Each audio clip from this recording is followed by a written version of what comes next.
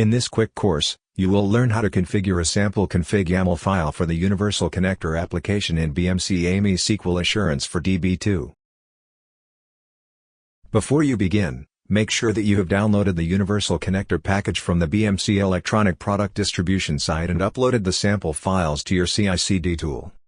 For more information, see the additional Universal Connector quick courses and product documentation in the video description. To assist with the pipeline configuration, we provide 3 sample config YAML files. These files are located in the SQL Assurance sample folder within the downloaded Universal Connector package. You can use them with any CI/CD tool supported by BMC AMI SQL Assurance for DB2. In this course, we will use the sample config YAML file named config SQL Assurance static SQL.yml.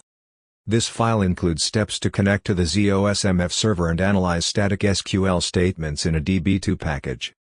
Open the sample config YAML file in a text editor and save it with a new name so you can keep the original file for reference. At the top of the file, locate the version property key. The version identifies the code level used for your application image. Always use the latest version compatible with your installed image level. You can see this in the config YAML files downloaded from the BMC EPD site. Each line in the file represents a property defined as a key-value pair. The property key appears on the left side of the colon, and the value appears on the right. Do not modify the alignment or spacing of these entries. Next, update the required properties for your environment. The authentication step is required and must be the first step in your process. Edit the hostname property key to specify your mainframe hostname or IP address used for the ZOSMF server for the LPAR on which ZOSMF is running. Edit the port property key related to your ZOSMF server. The authentication type property key is set up by default to user-based, which requires the user and password property keys. The user value uses a mainframe user ID or variable. In our sample, we use a variable, user ID auth, which we show you how to define in other quick courses. The password property value requires a variable so that it remains securely masked as it is passed to the ZOSMF server. We define this variable in the pipeline and workflow quick courses. The symbolic properties file path property value is the directory and file name of your customized AMI DevOps properties file. This property key supports a relative path, so the period is supplied as the value. This file can be any name but requires the properties extension. Before you run the sample pipeline or workflow, customize the AMI DevOps properties file based on your product installation. Now we will configure the application step, static SQL package. This step analyzes your application's static SQL statements with an explain of the package's SQL statements and comparison of the SQL statements with the SQL rules to report any violations. The debug mode property key controls whether this step should issue additional messages when set to true. In this sample, it is set to false. The generate JCL only property key, which is optional, controls whether the JCL is generated without running the step. We will run the step, so it is set to false. Edit the SSID property key with your DB2 subsystem ID where the package and static SQL statements reside. We have input a specific DB2 subsystem, but you can also use a variable that represents the DB2 subsystem. Edit the violation response property key to fail. Fail response causes a rule violation to fail the application step, while the warn response prevents the application from failure if a violation is encountered. The explain method property key is the process used for the SQL statement explain. We will use the dynamic explain method for the sample.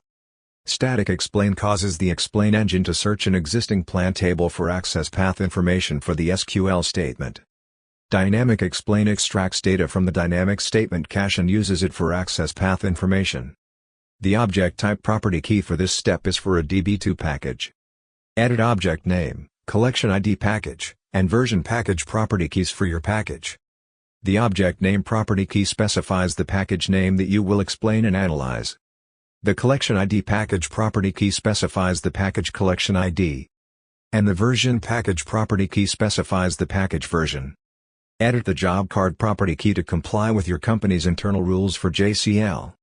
You can see that our job card references the account number variable, which is defined in the AMI DevOps properties file. The SQL Explorer input stream contains the DD names and parameter values that the explain process uses. Do not alter these values.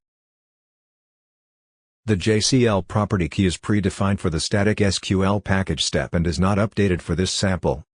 Most of the JCL set statements are required and are used by the JCL procs distributed with the product. If your site requires a special load library concatenation, or if all required load libraries are available in your link list, you can modify the job live defined for the JCL run. Otherwise, do not modify the JCL in this property key. The max job wait time property defines how long the process waits for completion. The default value is 15 minutes, and the maximum allowed is 999 minutes. Once your configuration updates are complete, save the file and upload it to your CI/CD tool repository. For more information about uploading files, see the related quick courses in the video description. Thank you for your time.